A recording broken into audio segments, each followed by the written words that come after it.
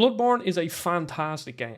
Everyone knows it and it's not an interesting take, but I think it fixed the biggest issue that almost all Souls games have.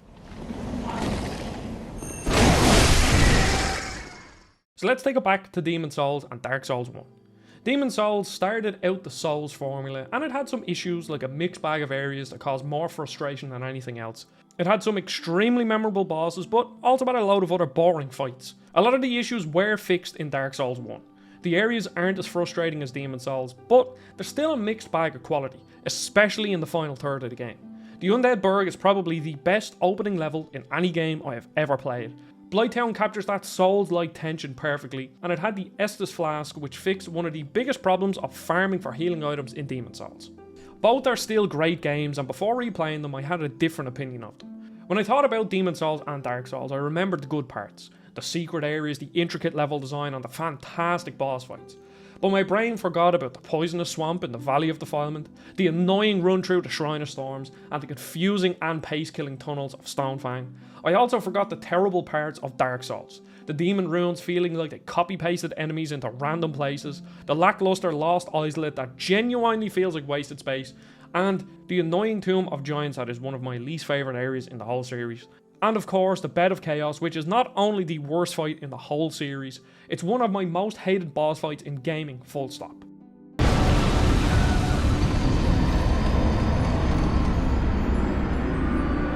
Now, I haven't played Bloodborne since 2016. When it came out in 2015, I started it, got a bit through, and gave up because the performance was seriously that bad. Before Bloodborne, I was a PC gamer who watched Total Biscuit, so I cared about frame rate way more than I do now, even though it's still really important to me. I waited for a couple of patches, and eventually I beat it in 2016 right before Dark Souls 3 came out, and I remembered it being a great game. I mean, it's a faster paced Souls game that suits my playstyle down to the ground. Back then, I wasn't doing this whole YouTube thing, so I thought about games differently. I enjoyed the game, but I didn't think it was FromSoft's best like a lot of people thought. Over the years, I genuinely thought people were crazy with how into Bloodborne they were. I will admit the setting doesn't gel with me and I always preferred the fantasy setting of the Souls series. But now that I've finally beaten it again in 2024, I understand why people adore Bloodborne so much. The quality of everything in the game rarely dips. The bosses are as good from minute 1 as they are right up to the end. The weapons get more and more inventive, and there's one aspect that I will dedicate a whole section to later in this video that makes Bloodborne so good.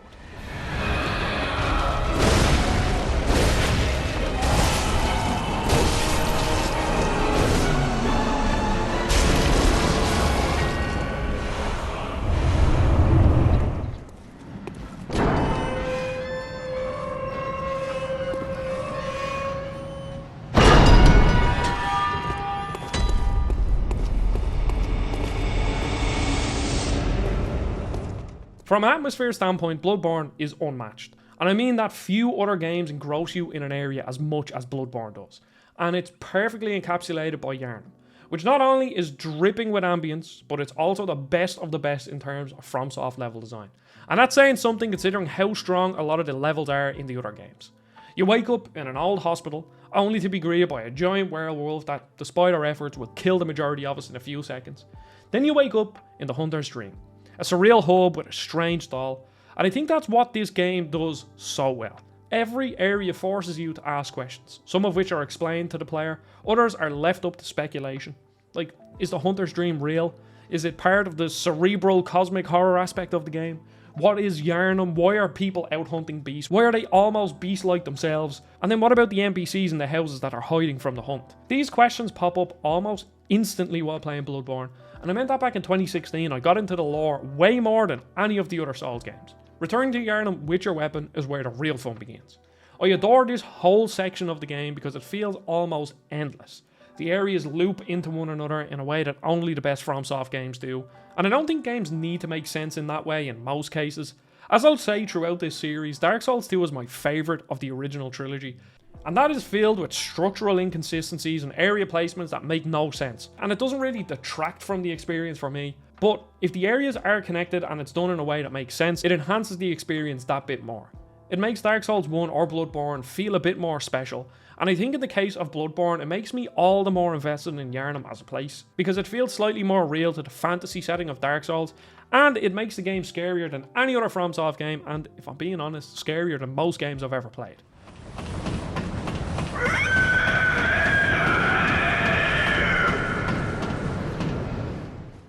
For me, Bloodborne is a horror game, and I know that's a bit ridiculous, but I felt more dread and terror while playing this game than any horror game I've ever played, and it's for a few reasons. The setting feels slightly more real.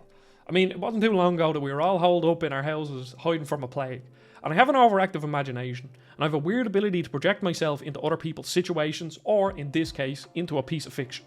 And if you ask me what game I wouldn't want to be placed in the most, I think Bloodborne would be the answer. And From Software do such a great job at making the place look and feel horrific. The villagers walking around with pitchforks and torches, the coffins strewn around the street, the singular lamps lighting our way as you creep around every corner. And don't get me started on the cosmic and Lovecraftian horror elements of the game, because that's where my overactive imagination runs wild, and I would genuinely go mad in the world of Bloodborne. I think later on the game does get too much for me in terms of its setting. It's just a bit too creepy, a bit too over the top with its cosmic horror, and it's one of the reasons why Bloodborne, despite being an amazing game, is not my favourite FromSoft game. On top of that, you're genuinely never safe, unless you're in the Hunter's Dream. I guess you have the Uden Chapel, but I've never felt comfortable in there because of the NPCs that are mostly out for blood. But at any point, you are only a few steps away from a pack of villagers, or a dog, or one of the crows, which are among one of my favourite enemies in the whole game. It's just everywhere there's something out to get you. There's one of the jailers that will send you to one of the creepiest areas in the whole game. There's little guys that will jump on your back and slit your throat. There's just constant danger around every corner. And what I really want to touch on in this video is that it's a pretty common thread for every Soulsborne game to have a really strong beginning, and then it slowly goes downhill from there. It's something that I only truly figured out by returning to Demon's Souls and Dark Souls 1 recently, because my memories of the games are the fond ones exploring the opening levels like the Undead Burg and Boletaria, and these have the same elements as Yharnam. They're steeped in lore, they have windy paths that double back on themselves, they have a dragon on the bridge, or in the case of Bloodborne, a rolling flame boulder that will kill you. There are simply just layers upon layers with all of these levels. In Yharnam, you have Old Yharnam, you have the sewers, you have the Hypogean jail that then loops back. It's just a layer upon a layer upon a layer of level design, and I absolutely adore exploring this place. But as you go along, things slowly but surely become worse in the other games. Well, mostly. Lost Islet, Demon Ruins, and the Tomb of Giants showcase Souls games at their worst. The Demon Ruins just copy-pasted enemies almost like a level editor, which is a criticism that can be thrown at a fair bit of the original Dark Souls 2 as well. Lost Islet feels like wasted space with pretty much nothing going for it. There are no real side paths. There's a few interesting items, and overall, it's just a massive lava pit that discourages you from exploring, and then a short walk to one of the worst bosses ever. And whoever decided to do a platforming boss in a game with awful platforming should be sacked. And I saved the worst for last, which is the Tomb of Giants. The other two areas, while bland and kind of just boring, the Tomb of Giants is just extremely frustrating with or without a torch.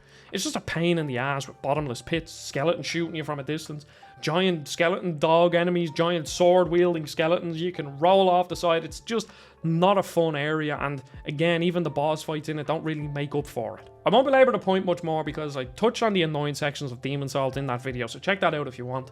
But the Shrine of Storms is annoying. The swamp in the Valley of Defilement was terrible, and the Mines of the Stonefang are tedious. And suffice to say, for every fond memory I have of Boletaria, or the start of the Valley of Defilement, or Anor Londo, there's a Demon Ruins or a Shrine of Storms that are either frustrating or just outright unfinished.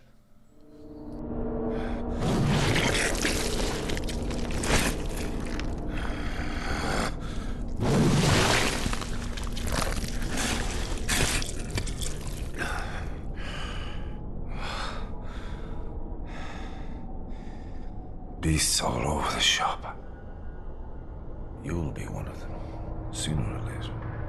So going back to Bloodborne, I was blown away by the atmosphere and the opening areas in Yharnam were top notch. FromSoft knocked it out of the park, and I loved every second of the opening of the game, even if I was clutching the controller for dear life. But in the back of my mind, I was always wondering when the annoying bits will be. When I will go through the poisonous swamp, or the area with a sniper in it, or the level that has the annoying boss with a long run back. Well, it never came. I remember loving a lot of the areas because of the atmosphere and the story they tell. Old Yarnum is a place that was ravaged by beasts, and now the hunters who once hunted them are protecting them from the other hunters. The Hypogean jail is still one of the most tense areas ever. If you die to this random enemy outside the Uden Chapel, you'll wake up in a prison filled with enemies that slit your throat and jailers that are absolute tanks. And trying to find your way out of it is horrifying, because let's be real, you could die at any moment in this area. And when I realised that the Hypogean jail then changed later in the game and was connected to Old Yarnum, it was one of them FromSoft moments of, oh crap, this is cool. And I guess the area I was most apprehensive about was the Nightmare Frontier, because it had a combination of all of the things that make the areas in Demon Souls and Dark Souls 1 annoying. It has a lot of enemies, like those weird squids in the swamp, and a load of giants around, they throw stuff at you, and there's a poisonous swamp, and Patches is here. Even though I killed him before I got there, because feck Patches. And as I was going through, I got some stones thrown at me, but they were kind of infrequent, fairly predictable, and relatively easy to manage, unlike the seemingly random attacks of the giant rays and the Shrine of Storms. Then when I got to the swamp, it was a very small section, and if you're perceptive, there's a shortcut that cuts out the majority of the swamp. And the only really true annoying part of this game is the eye guys, the big boys that inflict craze, and I'm still unsure on how this actually works, so I would usually just run at them as fast as possible to finish them off before I take damage. It didn't always work, but I would say that's the only really annoying part of the game. And as I go through the bosses and I try to think are any of them as annoying as the Beds of Chaos or as unforgettable as some of the stuff in Demon Souls, the only one that really sticks out is Mikolash, and it's because he's the gimmick boss fight, but I personally actually like this fight. I can understand if you're a new player, it might be kind of annoying trying to figure out what you exactly have to do to get him to the spot. But because I had already played this game, I knew sort of roughly what I had to do. I had to sort of kite him into a room so then I can deal damage to him. So maybe on the first playthrough, he might be annoying, but even at that, he is a memorable boss and he stands out against the other massive bosses that you fight in this game. Playing through Bloodborne again made me realise a few things. I think it's the most perfect of all the FromSoft games, well, except for Sekiro because I haven't beaten that game. I can't fault the weapons, the combat, or the level design, and even the bosses are fantastic, and the only overall criticism I would level at them is that the game is quite visually cluttered, and it goes mostly for the bosses, which, you know, are too big with flailing arms, fur, and capes that can make it hard to see exactly what is going on. I would also say that I dislike the blood vial system because having to farm for healing items kills the pacing. And if you're a veteran of the series, it's not too big because usually there will be some exploit like a certain dungeon or maybe the farming route. But if you're somebody that's new to these games and is dying a lot to bosses, as you will do if you are new to these games, then having to grind and farm for healing items afterward just ruins the pacing for me. It also made me realise something about my Elden Ring video. I had a couple of comments about how Elden Ring has some Bloodborne bosses but without the Bloodborne toolkit, and I 100% agree. Regain and the quick step changes the game so much. Instead of running from bosses and keeping your distance, you have to stay on top of them, regaining your health, and getting a couple of hits in before dodging towards them again. I noticed it when I was fighting Lady Maria, which is one of my favourite fights in this whole game. For this fight in particular, you have to be right up in her face, trading blows and trying to parry, because if you get too far, she does a very Melania-esque attack, and it was at that moment when I realised what people were saying in the comment section of my Elden Ring video. I didn't struggle too much on Melania because my build was strong, and I also used the Mimic tier, but I can understand that if you were trying to fight Melania by yourself, she does have a very Bloodborne boss-esque toolkit, and not being able to quick step or regain your health would make a massive difference.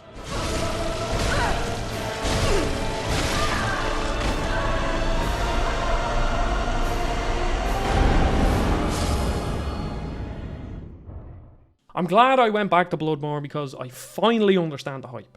Yeah, I enjoyed it back in 2016 when I beat it, but I didn't understand why it was considered the best of the FromSoft games.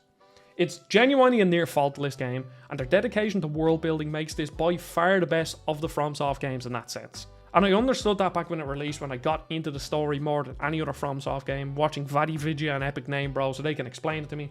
Because, you know, I'm too dumb to understand, and it is quite the investment to read all the items and kind of piece things together, so I'll just let people who are better at me do it for me. But delving deeper into the narrative uncovered just how dark this game is. It's stupidly dark. I mean, even on the surface, one of the side quests is about a daughter trying to make it home. Her dad was transformed into a beast that then becomes a boss. Her mom has gone missing, so she's left with her sister.